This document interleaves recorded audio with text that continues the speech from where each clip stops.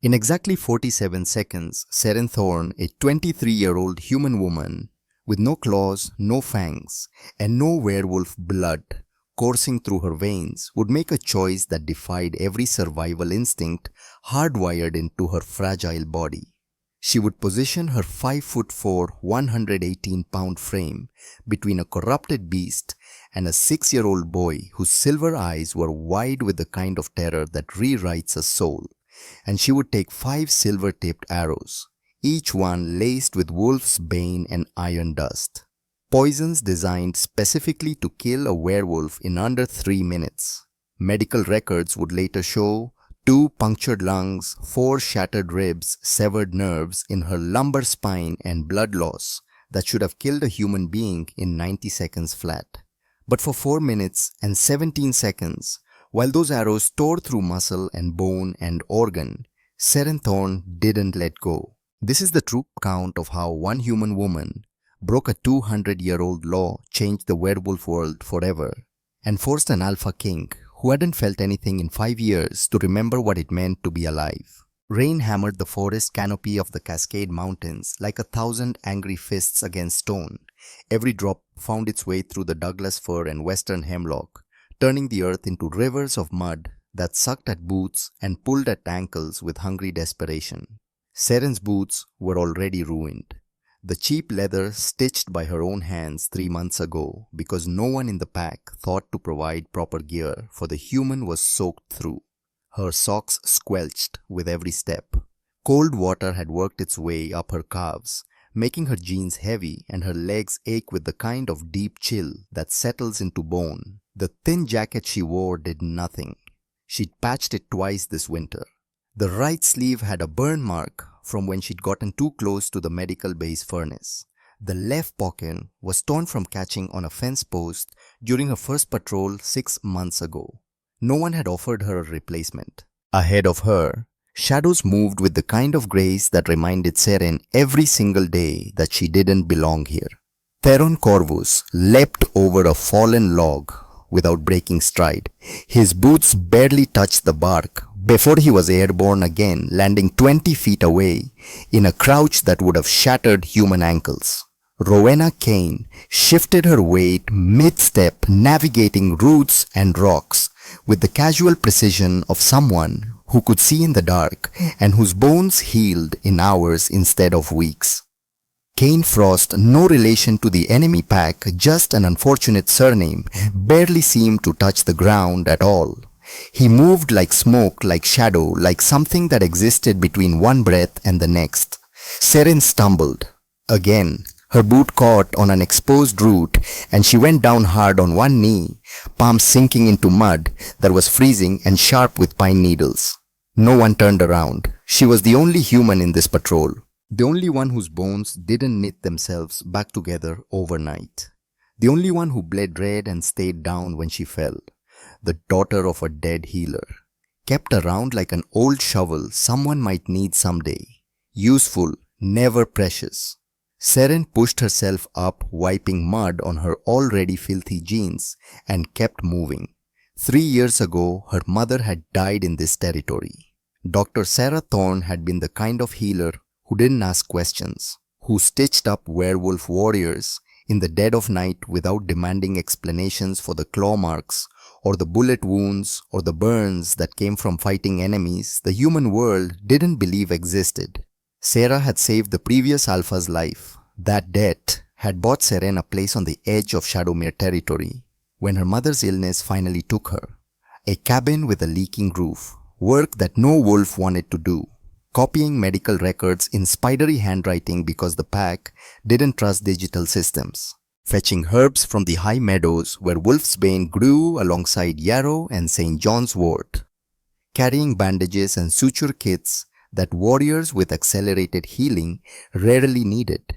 She was tolerated. She was permitted to exist. But she was not pack. Someone called back without looking. Keep up, human.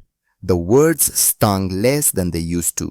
Seren had learned years ago, long before she ever set foot in Shadowmere, that wolves didn't waste breath on things that didn't matter.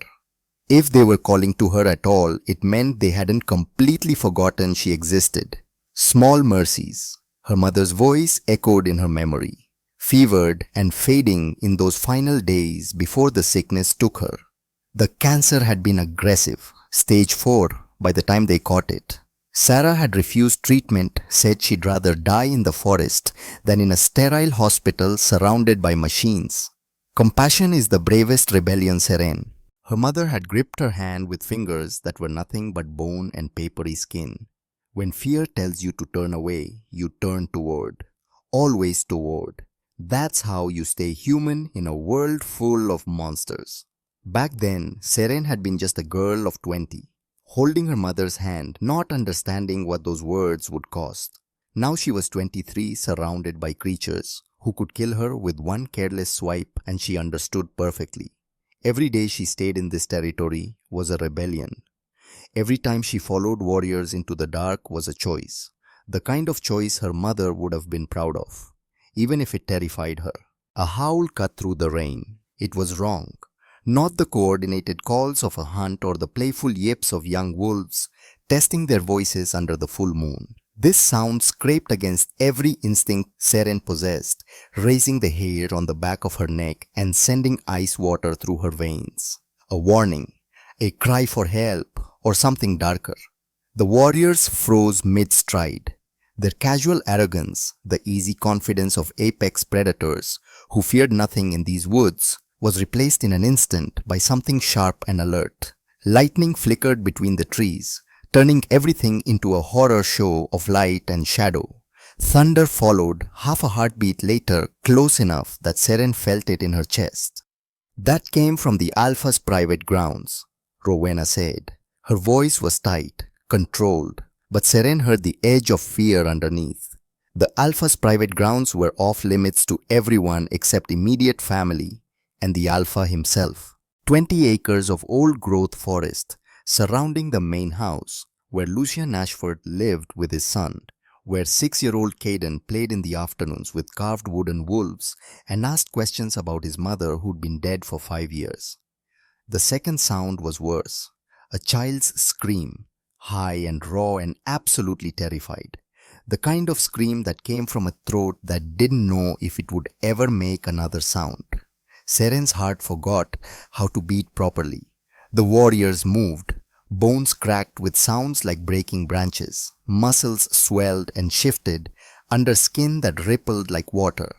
Clothes shredded the pack provided tear-away garments for exactly this reason, pants with snaps and shirts designed to fall away during the shift. They became wolves mid-run, massive creatures, deadly.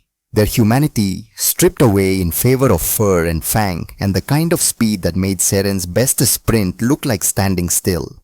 They left her alone in her fragile human skin. She ran anyway. Her lungs burned. Her legs screamed. Every step was a prayer that she wouldn't trip over a root and break her neck before she got there. The forest blurred around her. She couldn't keep up, couldn't even see them anymore. But she didn't stop. Her mother's words were a drumbeat in her head, in her blood, in the frantic rhythm of her pulse. Turn toward, turn toward, turn toward. The clearing opened like a wound in the earth. Lightning struck close enough that Seren could taste metal on her tongue, smell ozone, sharp and burning in the air. The flash revealed everything in brutal, unforgiving detail. A creature that shouldn't exist. It had been a wolf once, maybe. The basic shape was there, 4 legs, a tail, a muzzle full of teeth. But everything else was wrong, twisted, corrupted by something that turned nature inside out and made it scream. Its fur was matted and falling out in patches, revealing skin that looked burned and weeping. Red eyes glowed like coals in the darkness. Foam hissed and popped at the corners of its mouth, thick and yellow and wrong. An infected wolf. Seren had heard stories, whispered warnings in the medical bay about what happened when a werewolf was bitten by something cursed. Something that carried a disease that turned their healing into a weapon against them, twisting muscle and bone until they became something else entirely. Something that had to be put down. 3 warriors in wolf form circled the creature. Theron Corvus, massive and grey, with a scar across his muzzle from a fight 10 years ago. Rowena Kane, smaller but quick as Mercury, her red-brown fur slicked dark with rain. Kane Frost, the tracker whose black coat made him almost invisible in the shadows. They were losing. The infected beast was too fast, too hungry, too far gone to feel pain or fear or anything except the burning need to spread its corruption. And near a fallen branch, pressed against the massive trunk of a Douglas fir, a small figure huddled in the dark. A boy, maybe 6 years old. His ankle was twisted at an angle that made Seren's stomach turn. Silver eyes, distinctive, unmistakable, were wide with the kind of terror that would haunt him for the rest of his life. Seren recognized him. She'd seen him from a distance at pack gatherings, always surrounded by guards, always precious, always protected. Caden Ashford, the AlphaKing's son, the future of Shadowmere. Movement on the ridge above caught her eye. Archers, 5 of them lined up along the rocky outcrop that overlooked the clearing. Silver-tipped arrows already nocked, strings drawn back. The arrows glinted with something dark and oily in the lightning flashes. Wolf's bane, iron dust, the only things that could kill an infected werewolf fast enough to matter. The beast lunged toward Caden. Seren didn't think. Thinking was what stopped people from doing impossible things. Thinking was what kept you safe and small and alive. Thinking was the enemy of the kind of choice her mother had died trying to teach her. She sprinted across the mud. Her boots slid. Her arms windmilled for balance. She covered 40 feet in what felt like 5 seconds, and 5 years' time stretching and compressing until she couldn't tell if she was moving fast or if the world had simply slowed down to let her reach him. She threw her body over the boy, curled around him, making herself a shell, a shield. Her hands locked behind his head, cradling his skull, protecting the most vulnerable parts of him with the most vulnerable parts of herself. Her voice was barely a whisper against his rain-soaked hair. "I've got you, sweetheart. Don't move. I won't let go." Caden sobbed beneath her. His small hands clutched at her jacket with desperate strength. "I'm scared. I'm scared." "I know, baby. I know. But you're safe now. Just close your eyes. Don't look. I've got you." The archers loosed their arrows. In the darkness, in the rain. They didn't see her. How could they? She was just a human, small and forgettable. A shadow among shadows. Not pack, not precious, not worth accounting for. The first arrow punched into her shoulder and the world became pain. It drove through the meat of her right trapezius muscle, scraped along her scapula with a sound she felt more than heard, and buried its tip against bone. The silver burned. The wolf's bane sent fire racing through her bloodstream. The iron dust made her blood scream. Seren's vision went white. Her mouth opened, but no sound came out. Just a wheeze, airless and broken. The second arrow slammed into her ribs. She felt something crack, heard it. The fourth and fifth ribs on her right side gave way like dry kindling. The arrow punched through, collapsed her lung, sent blood flooding into her chest cavity where it didn't belong. Her lungs forgot how to work. She couldn't breathe, couldn't draw air. There was only pressure and pain, and the wet sound of blood in places blood should never be. The third arrow buried itself in her lower back. It severed the L3 nerve. Fire spread through her spine, shooting down her legs in waves that made everything below her waist go numb and cold and distant.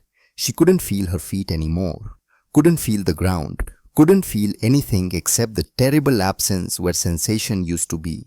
The fourth arrow raked across her thigh. It tore through cloth and skin and muscle, nicked her femoral artery, just enough to send blood hot and fast soaking through her jeans.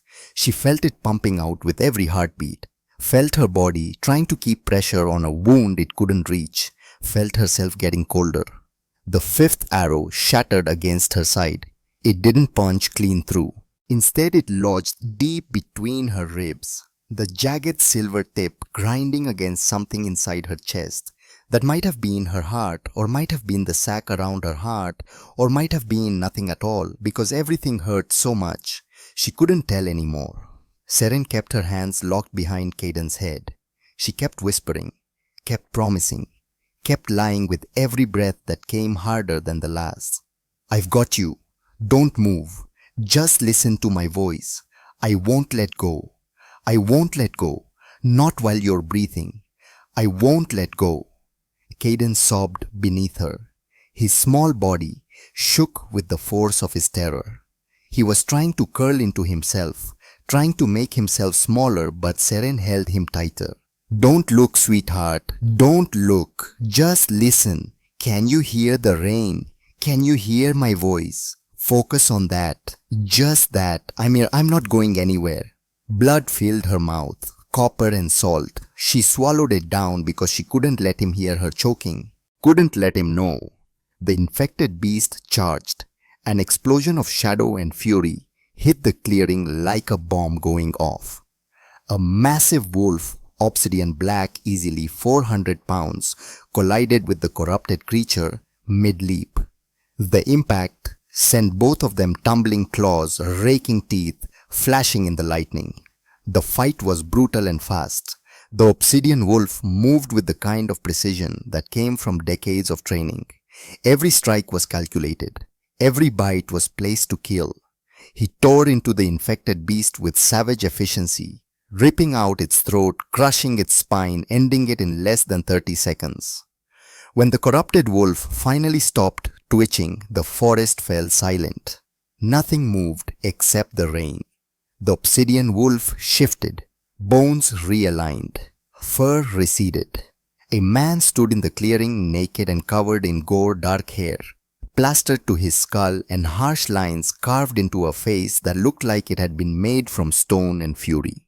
Lucian Ashford, AlphaKing of Shadowmere, lord of this territory and everything in it. He was 35 years old, and he had not smiled in 5 years. Not since the night his mate Victoria was murdered by enemies who wanted to destabilize his pack. Not since he became a widower with a 5-year-old son who asked every night when Mama was coming home. He expected to find his son torn apart. Expected to find pieces of the boy he loved more than his own life scattered across the mud and pine needles. Expected to have to gather those pieces and carry them home and figure out how to keep breathing in a world where both his mate and his child were gone. Instead, he found a small human woman, crumpled over Caden like a broken bird, 5 arrows jutting from her body like cruel feathers, silver tips glinting in the rain, still whispering promises into his son's hair even though her voice was barely a rasp. I've got you. I've got you. You're safe. You're safe. Lucian dropped to his knees. His hands moved over Caden, first training and instinct taking over, checking for wounds, checking for blood, checking for anything broken or torn or missing. Nothing. Not a scratch. His son was whole. His son was alive. Because of her. Lucian's gaze locked on Seren. Her blood was everywhere. On his son. On the ground. On his hands, now warm and slick and wrong. Because human blood was supposed to stay inside human bodies. And there was so much of it. Too much. How was she still conscious? His face, always stone, always unreadable. The mask he'd worn for 5 years to keep from falling apart, cracked. Witnesses would whisper about this moment for years. How the AlphaKing, who hadn't shed a tear since his mate died, pressed a shaking palm to the human girl's cheek. How his eyes glossed over with something that looked like grief and wonder and horror all tangled together. How his voice broke when he choked out her name. For the first time in 3 years. Seren. She tried to smile. It came out wrong, bloody. Her teeth were red, her lips were pale. But she smiled anyway because there was a child alive beneath her, and that was all that mattered. The pup. Her voice was barely a whisper. Is he safe? Lucian's hand trembled against her face. You saved him. Good. Her eyes started to flutter. That's good. Seren, look at me. Look at me. His other hand came up, cradling her face between his palms. Stay with me. Don't you dare close your eyes. But Seren's body had other plans. The edges of the world blurred. Sounds became distant. The rain didn't feel cold anymore. Nothing felt like anything anymore, except a strange floating sensation, like she was being lifted out of herself. Voices shouted orders. Strong hands lifted her so carefully, like she was made of glass, and pain exploded fresh with every movement. She tried to tell them to be careful with the arrows, tried to explain that pulling them out would make her bleed faster, tried to remember what her mother had taught her about field medicine and trauma care. But her mouth wouldn't work anymore. The last thing she heard was Caden crying for her, calling her the brave lady, begging his father not to let her die. Then darkness took her and Seren Thorn stopped fighting. The healer's wing of the Alpha house smelled like blood, an antiseptic and desperation. Dorian Vale, head healer, 53 years old, steady hands and steadier nerves, barked orders like a general in battle. His assistant Lyra moved with surgical precision, cutting away arrow shafts, extracting tips, pressing cloths against wounds that wouldn't stop bleeding. "She's human," someone said it, panicked, stating the obvious like it was a death sentence. "She can't survive this." 2 collapsed lungs, shattered ribs, spinal damage, the blood loss alone. "She will." Lucian's voice cut through the chaos like a blade. "Do whatever it takes." He stood in the corner, still covered in gore from the fight, still naked. Someone had thrown a sheet around his waist, but he hadn't bothered to secure it properly. He refused to leave, refused to look away. His son was safe with the caretaker and Naira, washed and checked and tucked into bed with a sedative to help him sleep through the nightmares that would come. But Lucian couldn't leave this room, couldn't leave her. Dorian looked at him, really looked. There was a question in his eyes that he didn't dare speak aloud. The law was clear. Giving werewolf blood to a human was forbidden. It created bonds that weren't supposed to exist, changed things on a fundamental level that couldn't be undone. But Dorian had been pack healer for 30 years. He'd seen the Alpha King's face when he carried his dying mate into this same room, had watched him shut down, go cold, become stone. He'd never seen Lucian look like this, desperate, terrified, human. "I don't care what the law says." Lucian's eyes met his. "Save her." Dorian nodded once. "Lyra, prep for transfusion. Direct artery to artery. We're using alpha blood." The room went silent.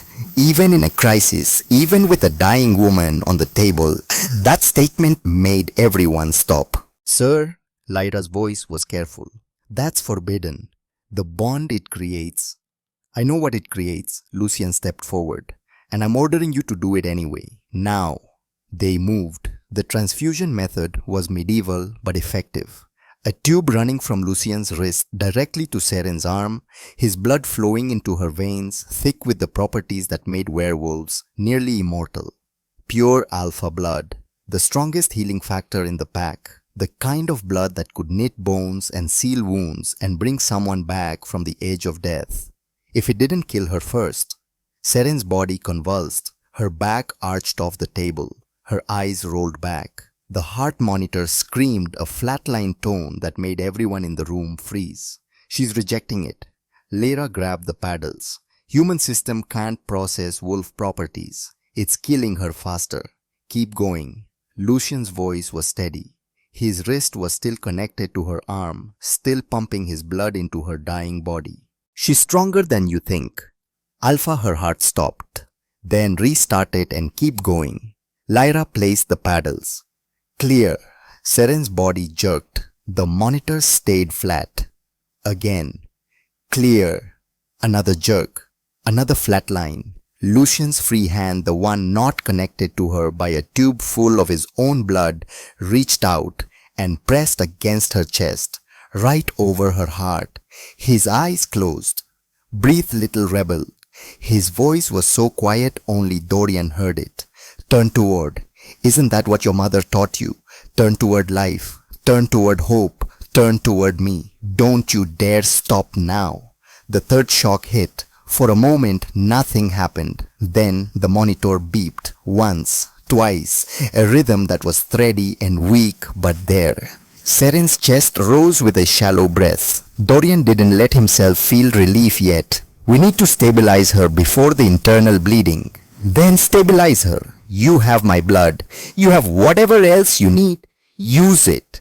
For the next 4 hours, they worked, stitching, cleaning, draining fluid from her chest cavity, setting her ribs, repairing what could be repaired, and praying that the alpha blood flooding her system would take care of the rest.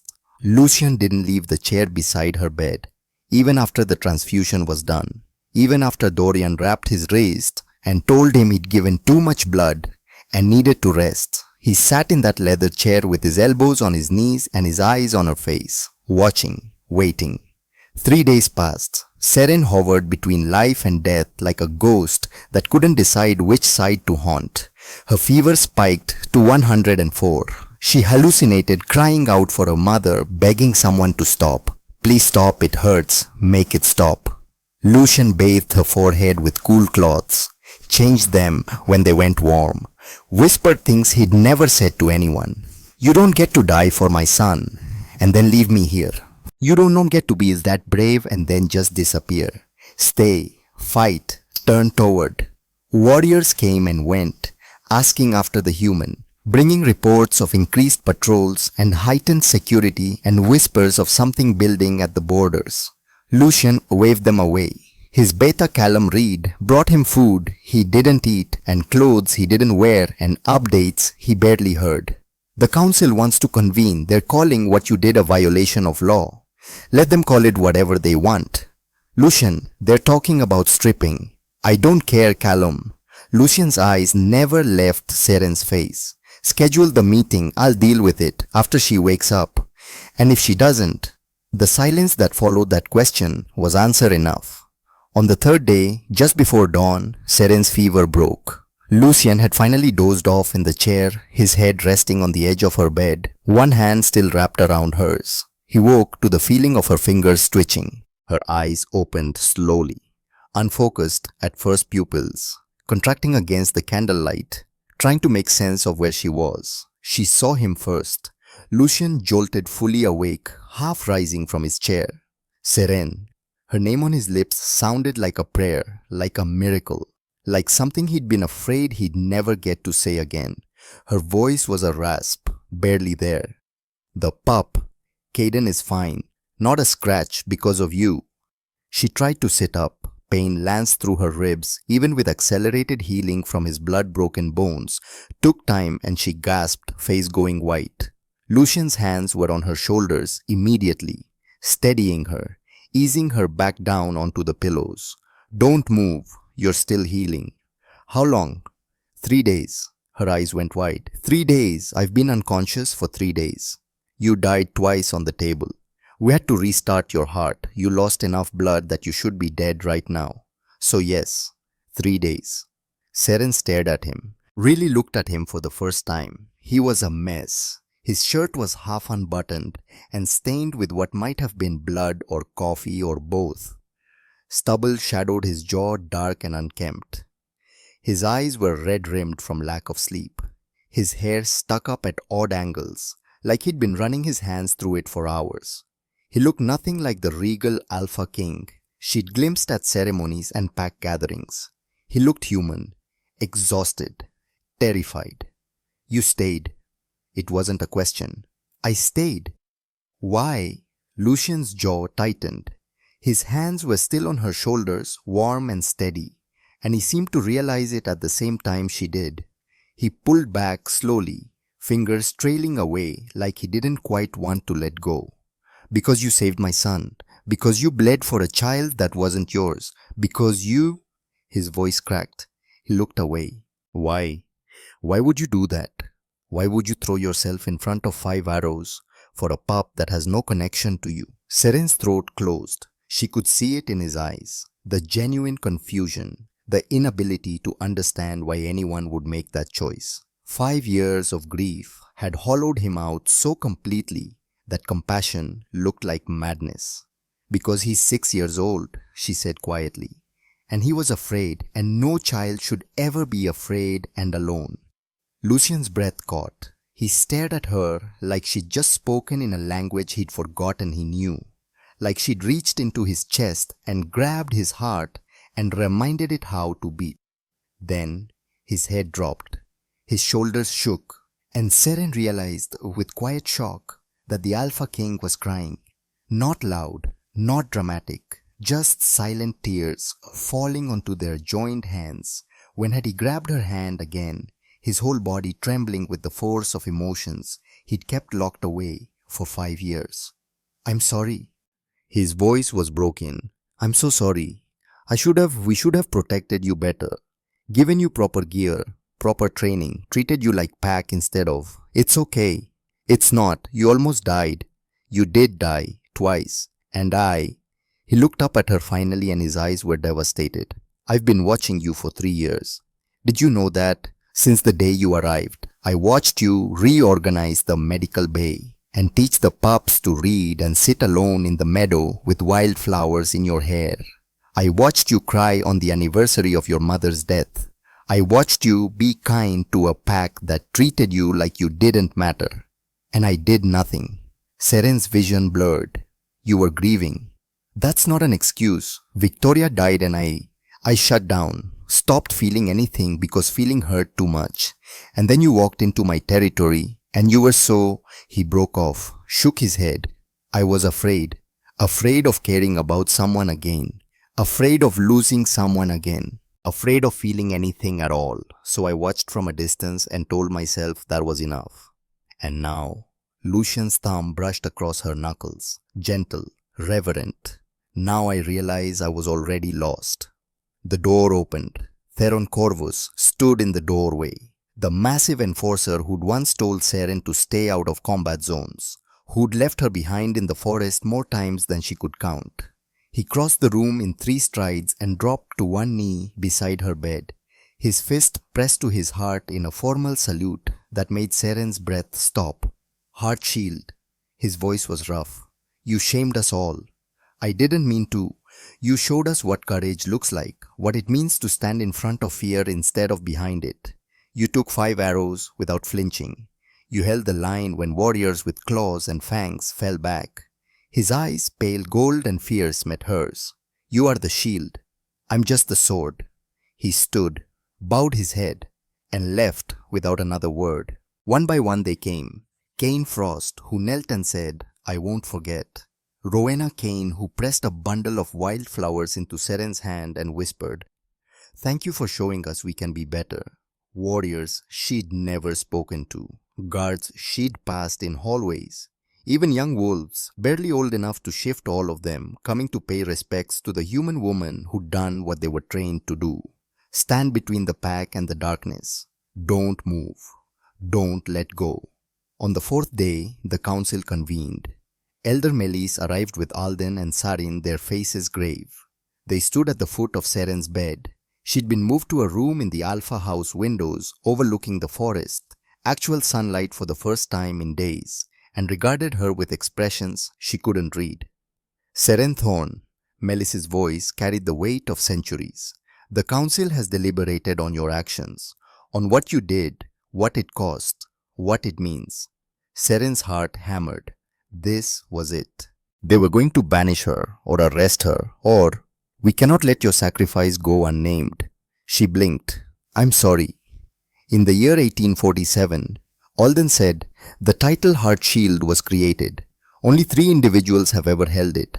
All of them were werewolves. All of them were warriors who defended this pack for decades. You are none of those things. Seren's stomach twisted. Yet the council votes unanimously. Sarin continued. 9-0. You are Heart Shield of Shadowmere. The room spun. "I don't understand." Melis stepped forward. "It means you stand between the pack's heart and all who seek to break it. You are recognized, not as a guest, not as a tool to be used, as one of us."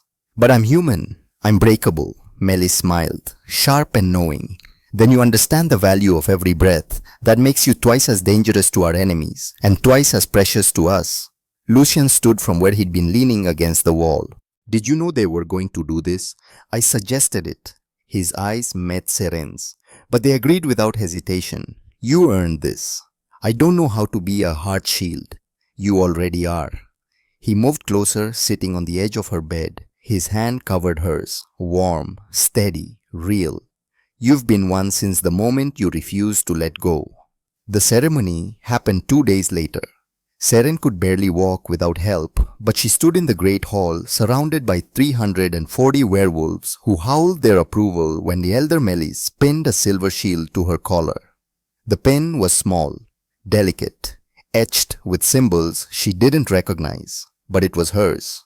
And for the first time in 3 years, Seren Thorn felt like she belonged. The room they gave Seren took her breath away, not the medical bay with its smell of antiseptic and the constant beeping of monitors, not the leaking cabin on the edge of territory where she'd spent 3 years pretending the cold didn't seep into her bones. A real room, in the Alpha house. Large windows overlooked the Cascade Forest where morning light filtered through Douglas fir and turned everything gold. A reading nook sat beneath those windows, piled with cushions in deep blues and soft grays. Bookshelves lined one wall, already stocked, she noticed, with titles she recognized from the library.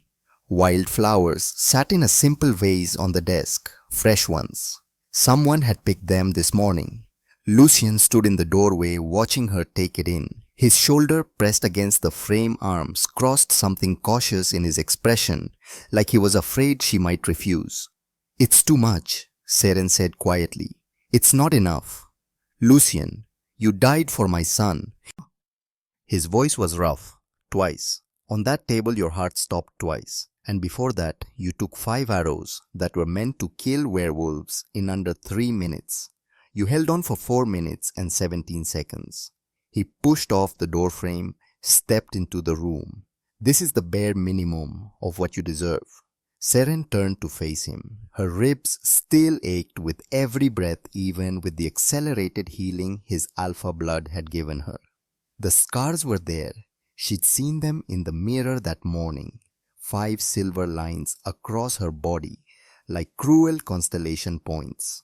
I should have done this years ago. Lucien moved closer. Too close. Not close enough. His hand lifted, resting on the doorframe above her shoulder, and suddenly the space between them felt charged. Should have told you that you mattered, that you were seen. Why didn't you? Because I was a coward. The admission came out raw. Because watching from a distance felt safer than admitting I cared what happened to you. And now, his voice dropped lower, intimate. Now I can't pretend anymore. Seren's pulse jumped in her throat. He was so close, she could see the gold flecks in his grey eyes, could count the days of stubble on his jaw, could smell pine and rain and something underneath that was just him. His hand lifted from the doorframe, moved toward her face. His fingers brushed a strand of dark hair, away from her temple, tucking it behind her ear. The touch lingered.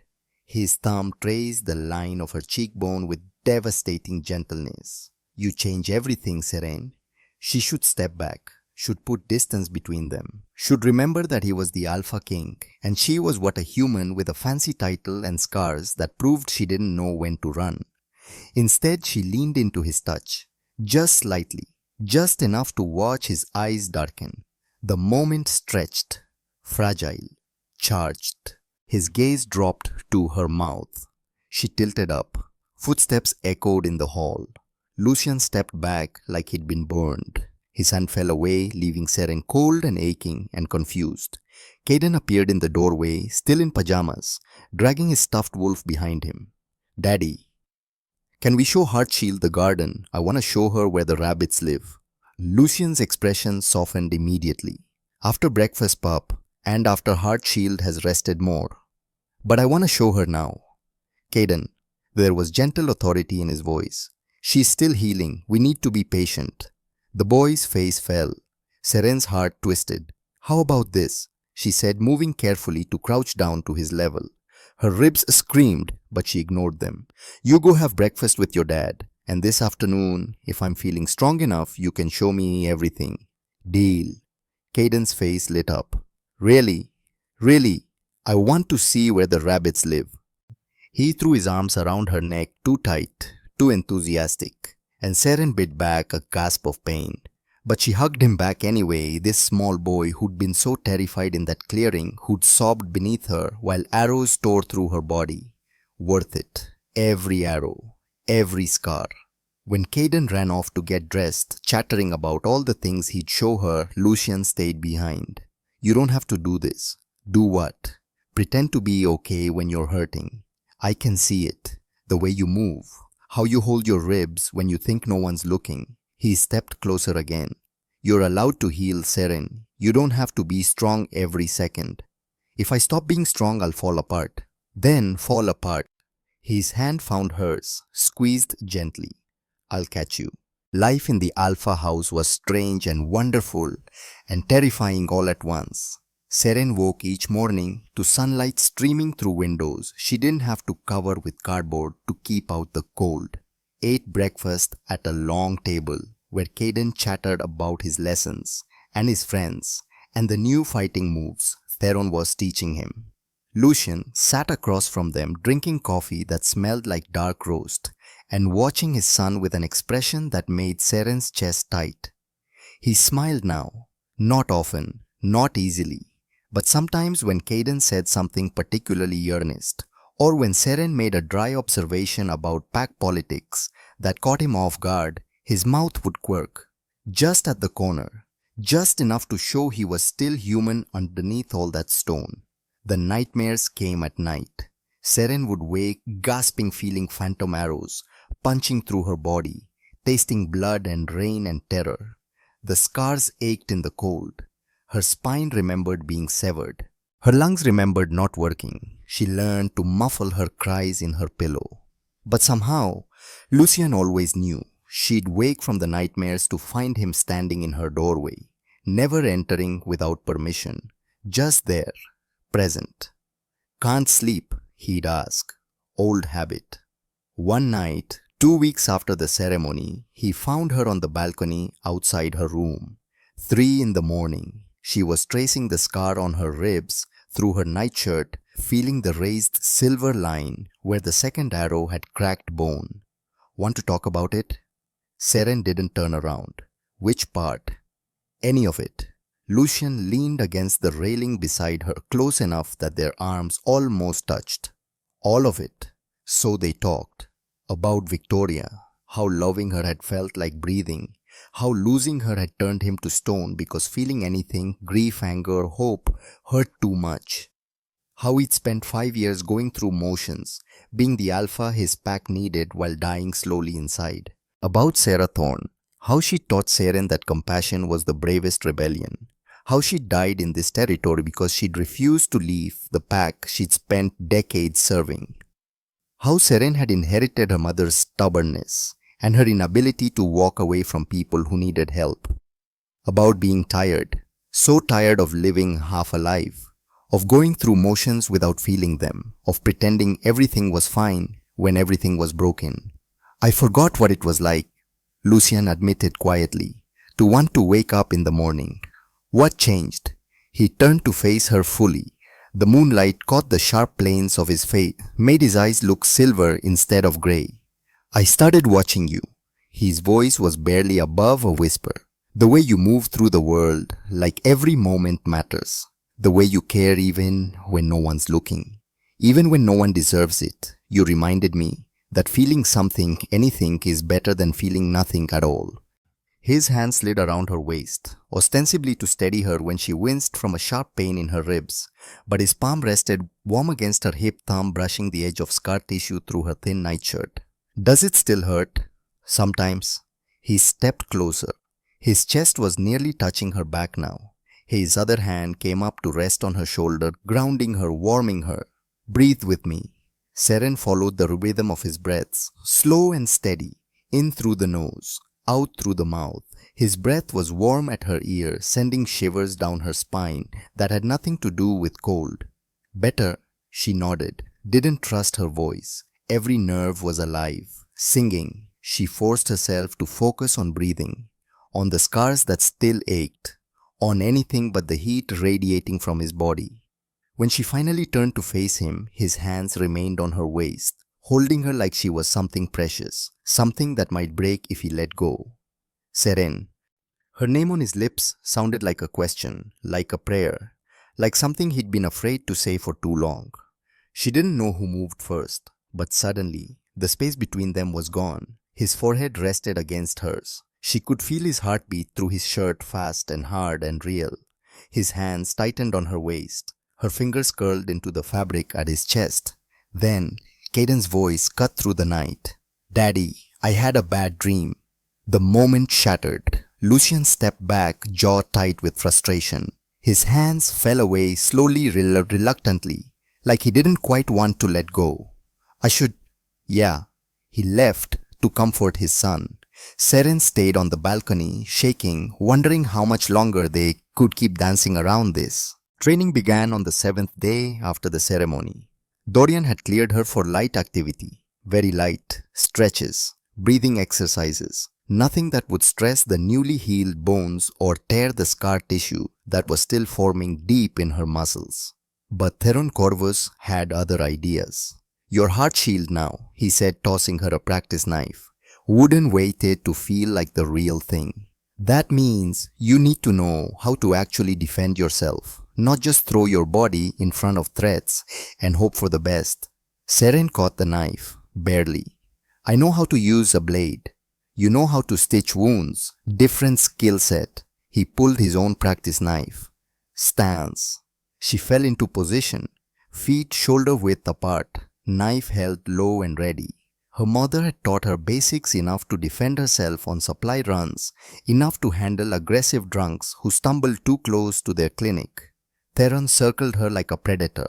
"Not bad, but you're holding tension in your shoulders. You'll telegraph every move." "I'm holding tension because my ribs were shattered 2 weeks ago." "Then we'll work around it." He lunged without warning. Seren blocked on instinct. The wooden blades clacked together. Pain shot through her shoulder, but she held position. "Good." Theron pressed harder. Again. They drilled for 20 minutes. Every block, every parry, every counter-strike that her healing body could manage. Lucien appeared in the doorway halfway through, arms crossed, watching in silence. "Stop hovering," Seren called without looking. "I'm not hovering, I'm observing." "You've been observing for 90 minutes. Theron didn't bother hiding his smirk. "Alpha's got it bad. Careful, Corvus." But there was no real heat in Lucien's voice. The days settled into rhythm. Mornings were for physical rehabilitation. Dorian supervised stretches and breathing exercises, while Lucien watched from doorways like a hawk guarding something precious. Afternoons belonged to Caden. They'd walk through the gardens slowly because Seren still couldn't move fast without her ribs screaming. He'd show her where the rabbits nested, where the best climbing trees were, where his mother's rose bushes still bloomed even though no one tended them anymore. "Daddy says you're staying forever now," Caden said one afternoon. They were sitting beneath an old oak watching clouds drift across the sky. "Is that okay with you?" "Yeah."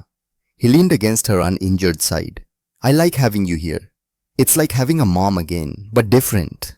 "Is that weird?" Seren's throat closed. "No, sweetheart, that's not weird. I don't remember her much anymore.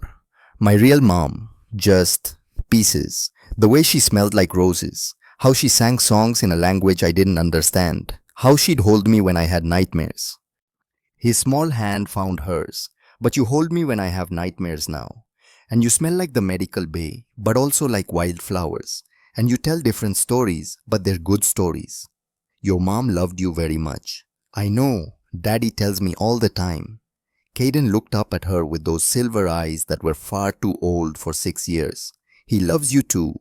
Did you know that?" Seren's heart stopped. "Caden, he watches you like he used to watch her, when he thinks no one's looking, and he smiles now. He didn't used to smile." The boy's grip tightened on her hand. "Please don't go away. Please don't die like she did." "I'm not going anywhere." Seren pulled him close, ignoring the protest from her ribs. "I promise. I'm not going anywhere." The evenings were when Elder Melis came. She'd arrive with ancient texts and scrolls, teaching Seren everything a heart shield needed to know. Pack law, territory agreements, the complex web of alliances and rivalries that kept the werewolf world from tearing itself apart. Has a human ever held a council position before? Seren asked one evening. They were in the library, surrounded by books that smelled like old paper and dust. No, Melis didn't sugarcoat it. You're the first. Many are. Resistant to the idea. Because I'm weak. Because you're different. Different threatens those who profit from the status quo. The elder's sharp eyes met hers. There are other packs who won't accept this easily. Alphas who believe humans have no place in our world beyond servitude. Like who? Aldrich Winterborn for one. He rules the Northern Reach with an iron fist and a deep hatred for anything that challenges tradition. Magnus Thornhill. Gareth Blackthorn. Melis paused. There's talk of a regional summit. Iron Peak in the Montana Rockies. Every major alpha will attend to discuss recent disruptions. I'm a disruption. You're a revolution. Melis smiled sharp and knowing. And revolutions make people nervous. Combat training intensified. Day 9 found Seren in the practice ring with Theron running through scenarios that made her heart race. Werewolf attacking from the left, what do you do? Silver blade to the throat, knee to the groin run. Good. Now Alpha Aldrich Winterborn arrives at our gates with 20 warriors. What do you do? Seren didn't hesitate.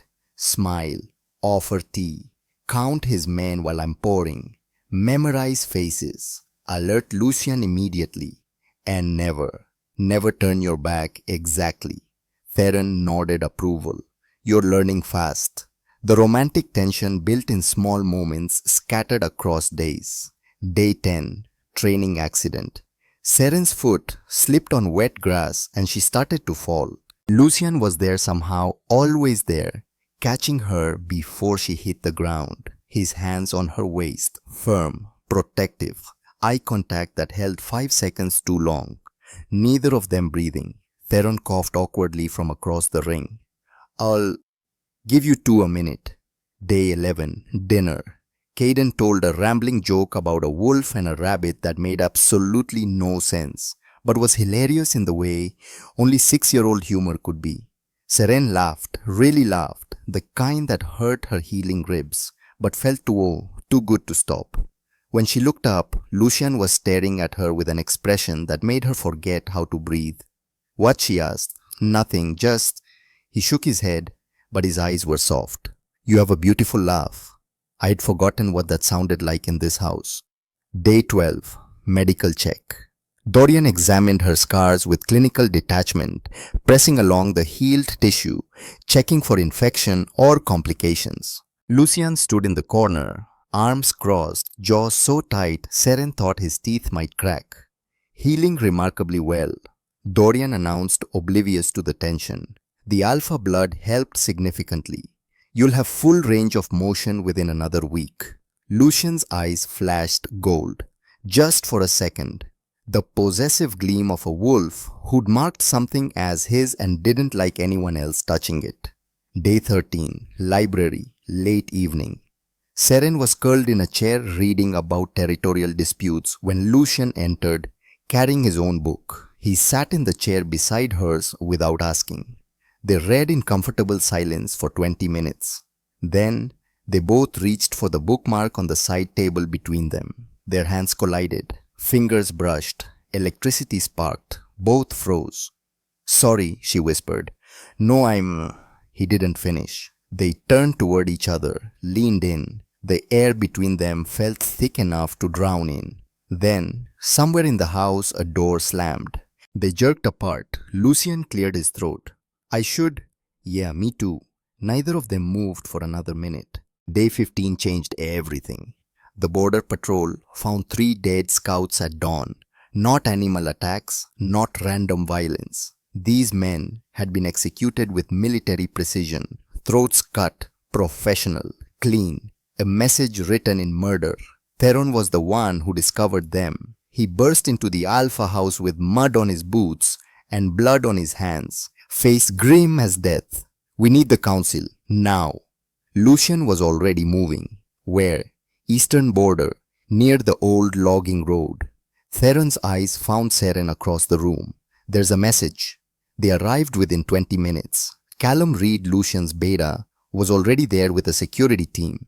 The bodies were laid out on tarps, 3 young warriors, barely old enough to grow full beards, all dead before their time.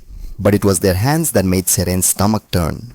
The right hands had been cut off, severed at the wrist with something sharp and precise. The left hands clutched pieces of paper held in death grips that had to be pried open. Lucian read the message. His face went stone cold. "What does it say?" Seren asked quietly. He handed her the paper. His jaw worked like he was chewing glass. The message was written in blood, neat block letters. "The human abomination will be removed. The old ways will return. Natural order will be restored. This is your only warning." The purists. The purists. Elder Melis arrived moving faster than a woman her age should be able to. She took the message, read it twice, and cursed in a language Seren didn't recognize. "They've been dormant for 30 years. I thought they were extinct." "Who are they?" Seren demanded. "Werewolf supremacists. Extremists who believe humans exist only to serve or be eliminated. They've killed for less than what you represent." Alden, another council member, looked at Lucian. "This is because of her. Because you made a human heart shield. Because you used alpha blood. You're breaking centuries of tradition, and I don't care what they believe." Lucian's voice was deadly calm, the kind of calm that preceded violence. "They murdered 3 of our people. They threatened my heart shield. That's an act of war." "Lucian," Seren started. "No." He rounded on her. Not angry, fierce, protective. "Don't even think about offering to step down. Don't even suggest it. 3 men are dead because of me. 3 men are dead because extremists murder those who protect change." His hands gripped her shoulders, not hard, but firm enough to make her focus. "We don't negotiate with terrorists. We don't bow to threats. We stand our ground. They'll come for me. Let them try." That night, they came. The alarms shattered the darkness at 2 in the morning. Seren woke to the sound of breaking glass and distant screams. She grabbed the silver dagger Lucian had insisted she keep on her nightstand and ran for the door. Lucian was already in the hallway, half-dressed, eyes blazing gold. "Stay in your room. Lock the door." "What's happening?" "Breach. 12 rogues on the east fence. They're heading for the main house." He gripped her shoulders. "Promise me you'll stay inside." "Lucian, promise me, I promise." He shifted mid-run. The massive obsidian wolf disappeared down the hallway in a blur of shadow and fury. Seren locked her door, paced, listened to the chaos outside, screams, snarls, the wet sound of violence that made her stomach turn. She'd made it 3 minutes when she heard it. A child screaming. Not Caden. He was in the secure room with Naira. She knew that. Protocol. The first place they'd taken him when the alarms went off. But someone's child. Someone's pup. Terrified and alone and calling for help that wasn't coming fast enough. Turn toward. Turn toward. Turn toward. Seren unlocked her door. The hallway was chaos. Blood on the walls. Broken furniture. 2 dead rogues already cooling on the stone floor, their throats torn out, their eyes glazed and empty. And at the end of the hall, pressed into a corner with nowhere left to run, a young girl cowered, maybe 9 or 10 years old, blonde hair in braids, wearing pajamas with cartoon wolves on them. Her eyes were wide and glassy with shock. The rogue advancing on her was massive, brown fur matted with blood, some of it fresh, some of it old, wild eyes that saw prey and nothing else. Seren ran. She didn't think, didn't hesitate, just moved, boots slapping against the stone silver dagger raised, heart hammering so hard Shinpei thought it might burst. She threw herself between the rogue and the girl. "Get behind me!" The girl scrambled back, sobbing. "He killed my dad. He killed my dad and I can't find my mom." "I know, sweetheart. I know, but you're safe now. Stay behind me. Don't move. The rogue lunged. Seren slashed with the silver blade, caught it across the muzzle. The blessed metal burned fur and flesh, and the creature reared back with a howl of pain and fury. But it recovered fast. Too fast. It charged again, low, aiming for her leg, trying to knock her down, get to the soft throat beneath. Seren threw the dagger in a desperate move. It struck the rogue's shoulder, not a killing blow, not even close, but enough to make it stumble. Enough to buy seconds. Then it was on her. 400 pounds of muscle and rage slammed into her body. She hit the stone floor hard enough that her vision went white. Her skull bounced. Stars exploded across her field of view.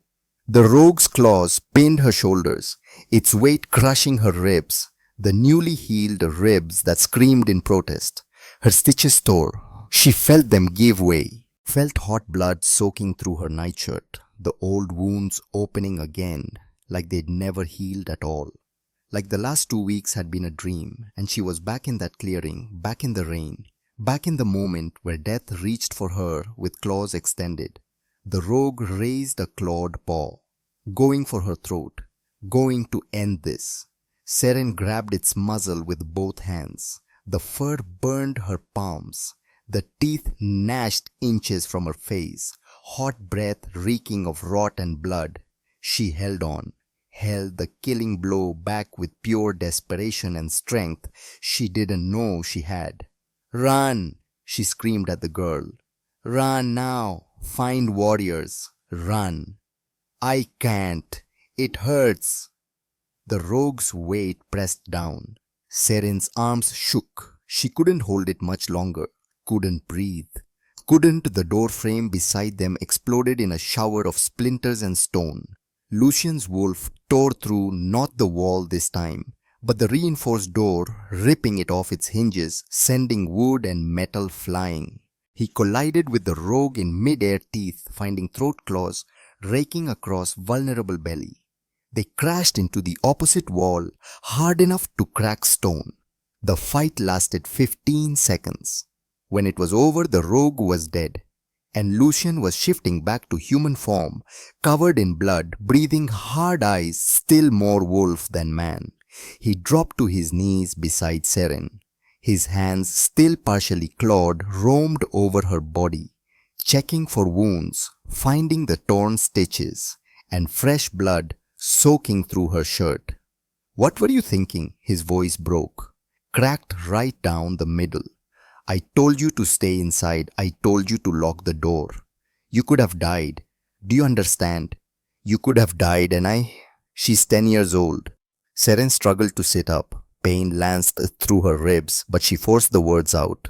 "Maybe younger. I heard her screaming. What was I supposed to do?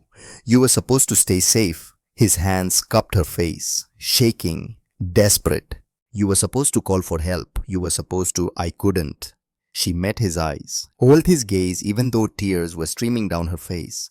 "I don't know how to hear a child in danger and not move. I don't know how to be anything else."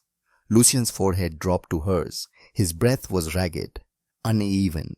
When he spoke, his voice was barely a whisper, broken and raw and absolutely honest. "Then I'll stand with you every time." A pause, a breath. Then, "Because I love you, Seren. God help me, I love you. I have loved you since the moment I saw you bleeding in that clearing with my son in your arms. And I don't know how to stop. I don't want to stop." The world stopped turning. Seren's breath caught in her throat. "Lucian, I love you." The words tumbled out like he'd been holding them back for years, and the dam had finally broken. "I love your courage, your compassion, the way you turn toward fear like it doesn't exist. I love the way Caden lights up when you walk into a room. I love the way you see the world like every moment is worth saving, like every life matters equally. I love you, and I'm terrified of losing you, terrified of watching you bleed again, terrified that one day you'll run toward danger and I won't get there in time and..." Seren kissed him, cut off his words, with her mouth on his tasting blood, and fear and love and desperation all mixed together. His hands were in her hair, immediately cradling her skull, holding her like she might disappear if he let go. The kiss was desperate, urgent. 5 years of his grief and 3 years of her loneliness crashing together and catching fire. His tongue slid against hers, drawing a soft sound from her throat that made him pull her closer, careful of her injuries, but unable to resist the need for contact.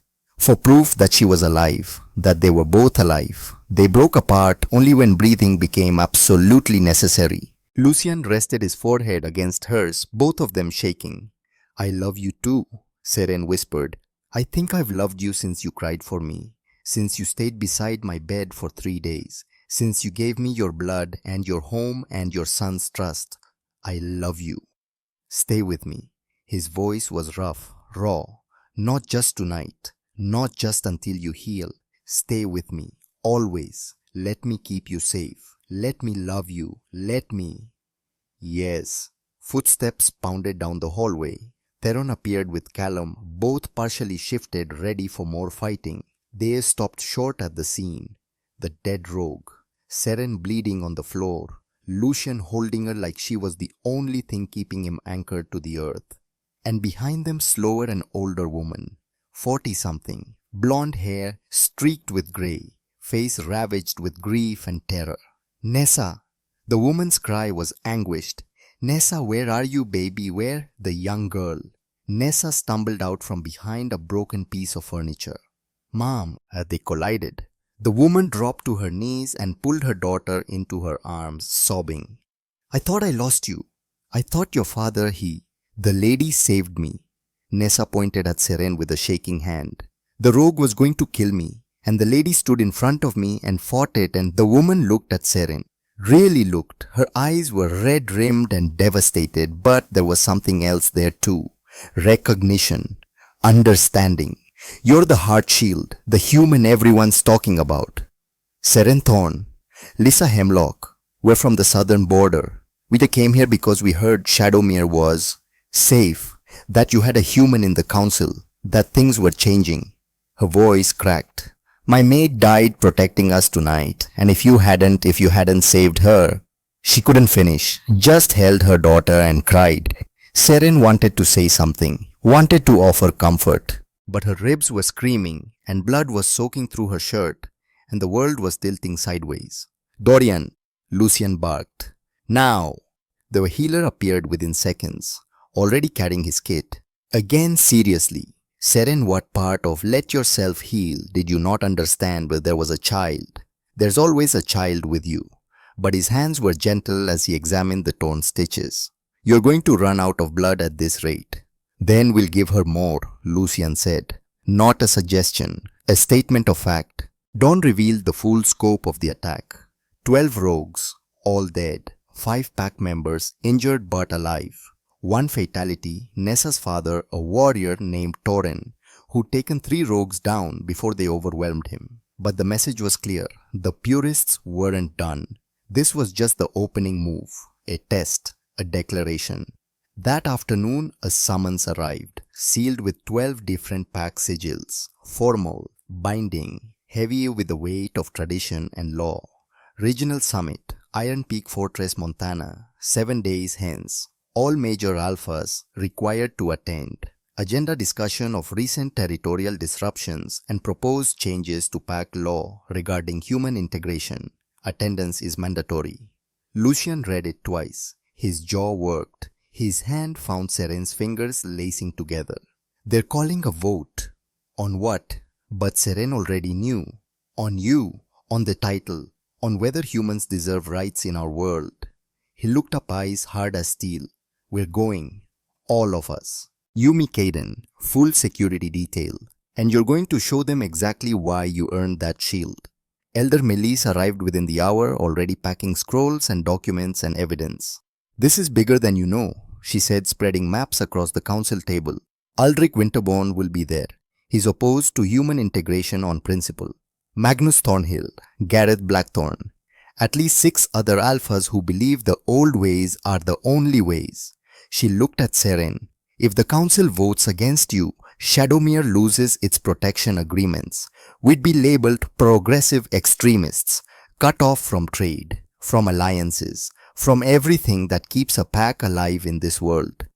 And if they vote for me, then you'll have changed the werewolf world forever. For the first time in recorded history, humans will have recognized rights, protections, a voice. Melis smiled grimly. No pressure. The next 6 days were chaos. Strategy sessions that lasted until midnight. Veron drilling Seren on defensive tactics until her body screamed.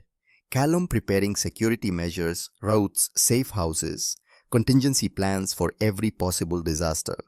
Dorian checked and rechecked her injuries, muttering about humans who didn't know how to stay down and heal properly.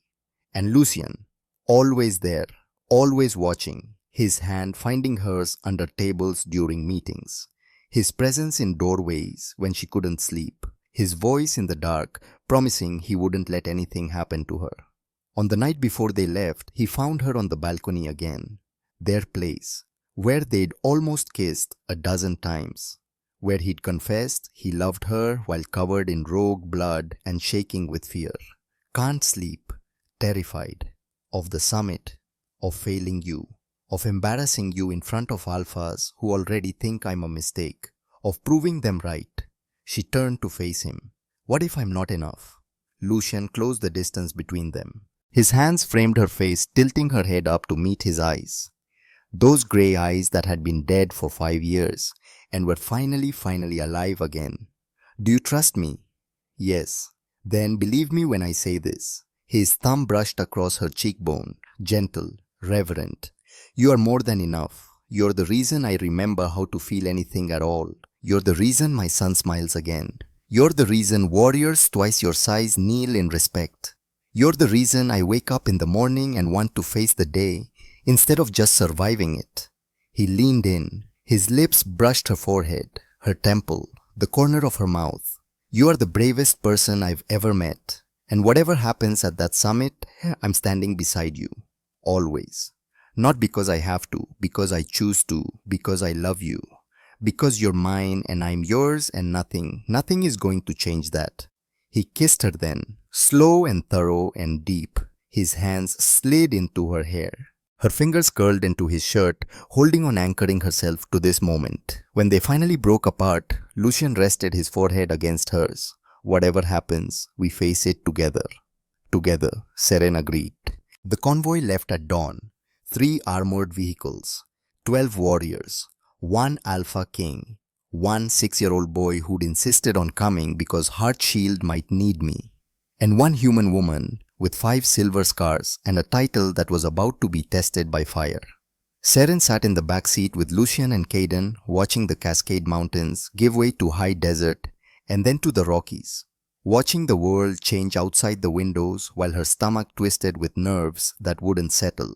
Lucian's hand rested on her knee. His thumb traced slow circles that were both comforting and distracting, grounding her, reminding her she wasn't alone. You're going to be brilliant, he murmured. Seren wanted to believe him. 3 days from now, she'd stand before 15 regional alphas and prove she deserved to exist.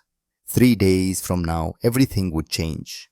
She touched the silver shield pin on her collar, felt the weight of it, the responsibility, and she thought about her mother's words. Turn toward, always toward. That's how you stay human in a world full of monsters. Seren was about to walk into a room full of alphas who wanted her dead or gone or stripped of everything she'd bled for. But she wouldn't be alone. She had Lucian. She had Caden. She had a pack that had learned to see her. And she had 5 scars that proved she didn't know how to run. The Rockies rose in the distance, grey and sharp and unforgiving. Iron Peak Fortress waited, and Seren Thorn was ready. Iron Peak Fortress rose from the Montana Rockies like something carved by gods who'd forgotten mercy. Grey stone, sharp towers, walls thick enough to withstand centuries. Banners flew from 15 poles, each one representing a regional pack, each one a declaration of power. The convoy slowed at the main gates. Guards in ceremonial armor checked credentials. One guard's eyes landed on Seren with cold contempt. The human heard about you. Lucian was out of the vehicle instantly, stepped between them. His voice was arctic. You will address Heartshield Thorn with respect, or you'll address me in the arena. Choose now. The guard paled, stepped back. My apologies, Alpha Ashford. They entered the courtyard. Warriors from different packs clustered, eyeing each other with wary tension. Seren felt every gaze land on her. The only human. The disruption. The thing that didn't belong. Lucian's hand found the small of her back. Warm, steady, possessive. Whatever happens, I'm with you. The formal dinner that night was held in the Great Hall. Vaulted ceilings stretched 3 stories high. Tapestries depicted ancient battles. A long table dominated the center 50 seats 30 field tonight. 15 regional alphas, their seconds. And Seren, she sat to Lucian's right. The position of honor. The position that declared this human matters.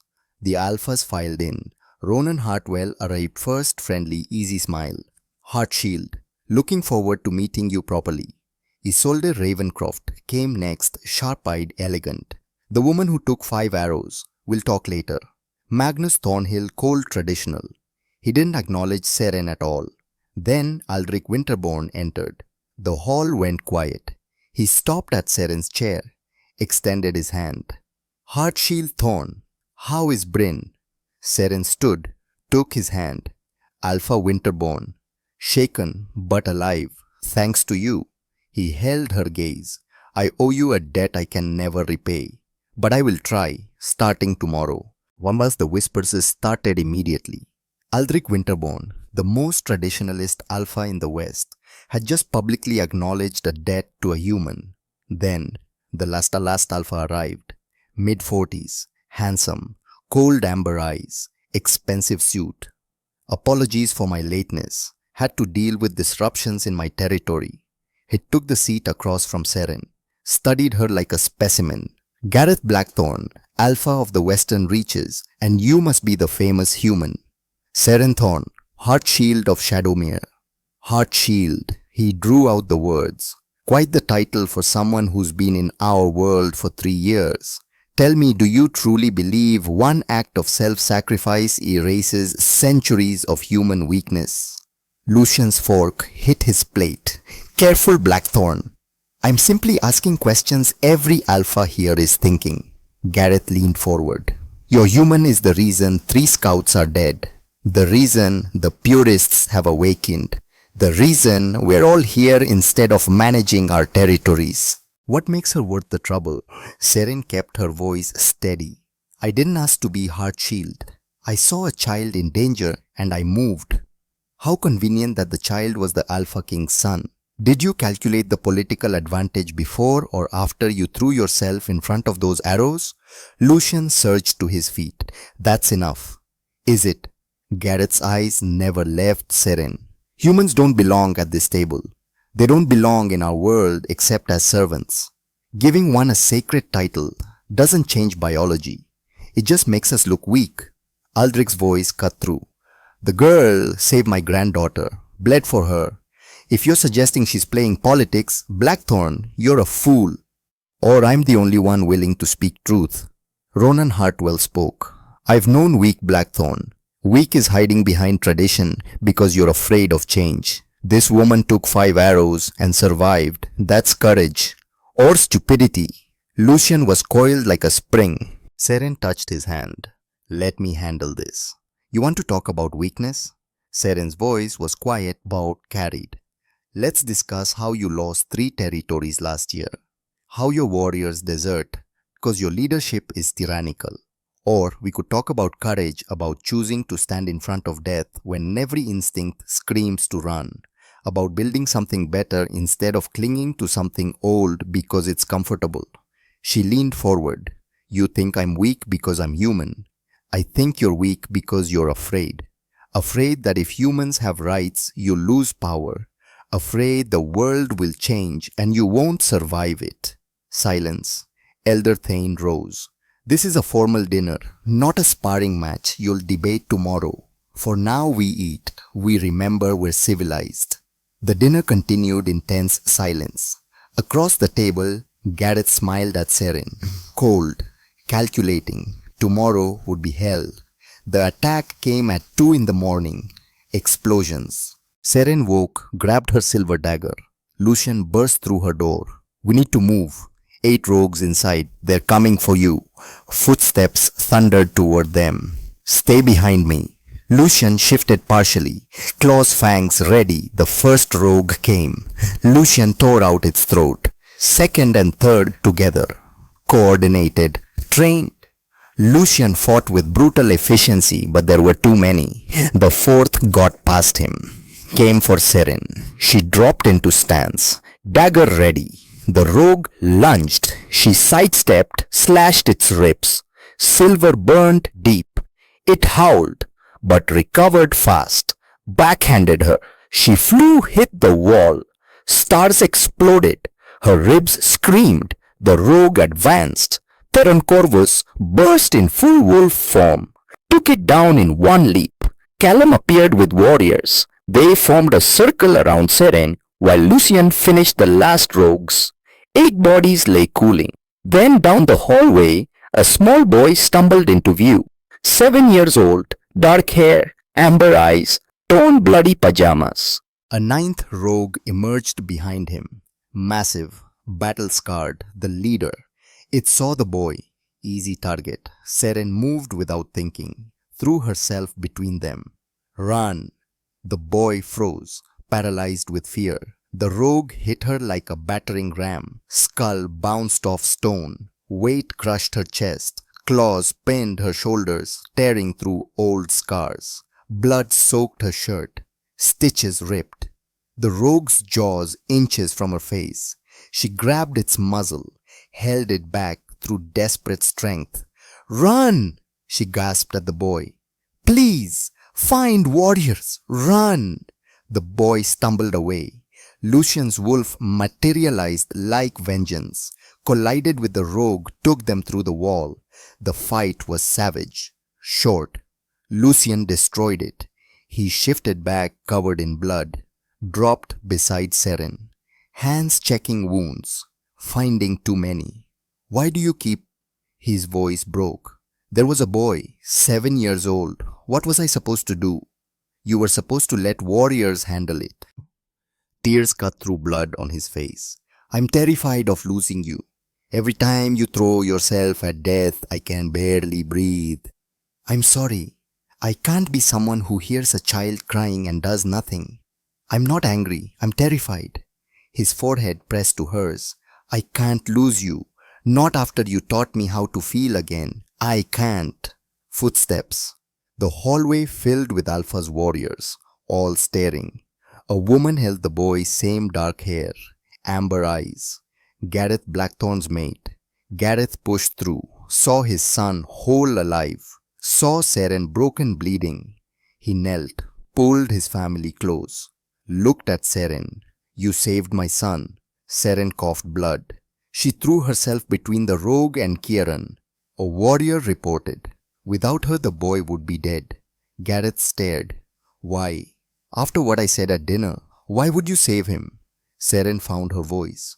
Because he's 7, and he was terrified. That's reason enough. Gareth bowed his head, the deep bow. I was wrong about you. Thank you for my son's life. I will not forget. The council session convened at noon. The chamber was circular. Stone benches rising in tiers. 15 alphas at the lowest tier. Guards lining walls triple the usual number. In the center on a simple wooden chair sat Seren, freshly bandaged, ribs taped tight, pain barely controlled, but sitting straight. Chin up, Lucian stood behind her. A wall of protection. Elder Thane called order. We address recent disruptions, the elevation of a human to honor, the proposed integration of humans with recognized rights, the extremist violence targeting supporters. Alpha Aldrich Winterborn has the floor. Aldrich stood, moved to center beside Seren. 3 weeks ago, I argued Seren Thorn's title should be stripped. That tradition mattered more than change. That humans had no place beyond servitude. Silence. I was wrong. Gasps rippled through the chamber. 8 days ago, she saved my granddaughter. Last night, she saved Gareth Blackthorn's son after he'd spent dinner insulting her. Took wounds that would kill warriors. Didn't let go until the child was safe. His voice rang. I've been a warrior 60 years. I've never seen this kind of selfless courage. She represents everything we claim to value: courage, sacrifice, protection. If we reject her, we're hypocrites. We're the monsters we fight. I vote yes. Yes to the Thorn Accord. Yes to human rights. Yes to change.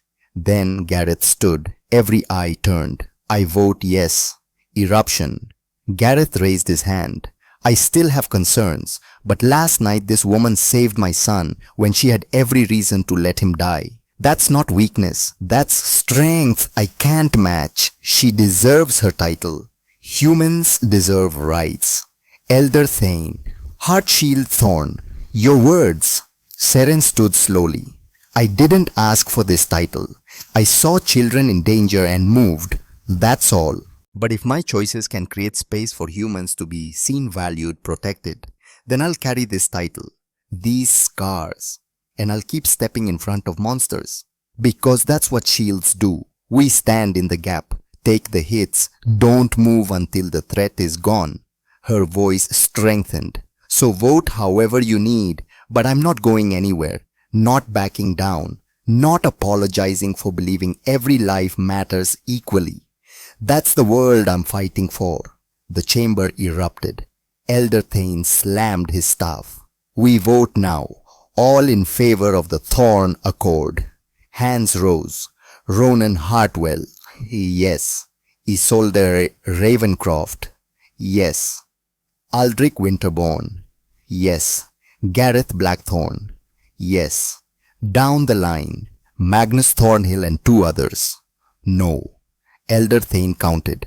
12 in favor, 3 opposed. The Thorn Accord is ratified. Human rights are now recognized law. Howls shook the chamber.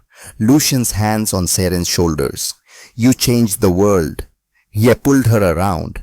Seren Thorn, in front of these witnesses, I claim you as my mate. Not for politics, because I love you. Because you're the bravest person I've known. Because I want to spend my life learning to be worthy of you. Tears blurred her vision. I love you too. Is that a yes? Yes. He kissed her as the hall erupted. 1 week later, the purists' trial short brutal. 12 arrested, 3 killed resisting. All sentenced to life imprisonment. Message sent: attack humans under pack protection, face consequences. The mating ceremony under full moon in Shadowmere. Seren in silver gown, Lucian in formal attire, Caden as ring bearer, so serious, so proud. Lucian's bite gentle on her shoulder. The mark bloomed, visible proof of their bond. Later, Caden burst in. Now Heartshield is really my mom. He launched himself at her. She caught him carefully. Is that okay? It's the best thing ever. Over his head, she met Lucian's eyes. He leaned in the doorway, watching them with love so clear it made her ache. This was what she'd fought for. Family, home, belonging. 3 months later, spring in Shadowmere. Wildflowers, new growth, changes rippling through pack life. The Thorn Accord inspired 23 packs to implement human rights. Seren's name in history books. But in Shadowmere, she was just Seren, Lucian's mate, Caden's mom, the Heartshield. She ran integration classes 3 times weekly. 40 human children training alongside wolf pups, learning together, building the future. 340 werewolves, 92 humans, all with honored roles. Her mother's journals displayed in the community library. Theron running mixed combat units. Evening sun turned the forest gold. Seren on the porch with tea. Lucian joined her arm around her waist. Caden finished chapter 5. He's doing so well. Because you're patient. He smiled. Aldrich wrote, Bryn wants to visit, wants you to teach her to fight, wants to be just like you. Seren's throat closed. I don't know what to say. Except you're a hero. That you changed the world. He kissed her forehead. That you're exactly who I knew you were. I just made one choice. One choice that cost you everything. That rewrote centuries of law. He held her close. Don't minimize yourself. You're the bravest person I know. I love you more every day. Do you ever regret it, taking those arrows? Never. Because it brought me here, to you, to Caden, to belonging. He lifted her hand, kissed each knuckle. You gave me back my life, my heart. Inside, Caden called for help. Lucian kissed her softly. I'll get it, you rest. I'm not fragile, I know, but let me care for you anyway. He went inside, she heard father and son voices blending. Comfortable sounds of home. This was everything. Not titles or laws. This, the quiet moments. The life she'd earned with blood and courage and the choice to turn toward. Epilogue. They still tell Seren Thorne's story. The human who took 5 arrows, who held a boy for 4 minutes 17 seconds, who saved children, changed laws, rewrote the world. But that's not the story Seren tells. When children ask, and they always ask, she says, strength isn't what you're born with. It's what you're willing to endure for others. Courage isn't fearlessness. It's moving forward despite terror. Change comes from those willing to sacrifice most. She touches her scars. I was breakable. I am breakable. But I was also the bravest person in that forest, not because I wasn't afraid, because I chose to act anyway. The most powerful force isn't domination. It's compassion, and compassion is always the bravest rebellion. That night porch with Lucian and Caden. Forest settling, stars emerging. I love you, Lucian murmured. I love you too. Caden drowsy against her. Safe, secure. Seren traced her scars. 5 silver lines. Reminders of the choice that changed everything. Turn toward. Her mother's words. When fear tells you to turn away, you turn toward. She turned toward, into danger, into pain, into impossible choices, and found home, love, herself. She changed the world, not through power but through the simple choice to care, to protect, to stand between darkness and light. That's what a heart shield does.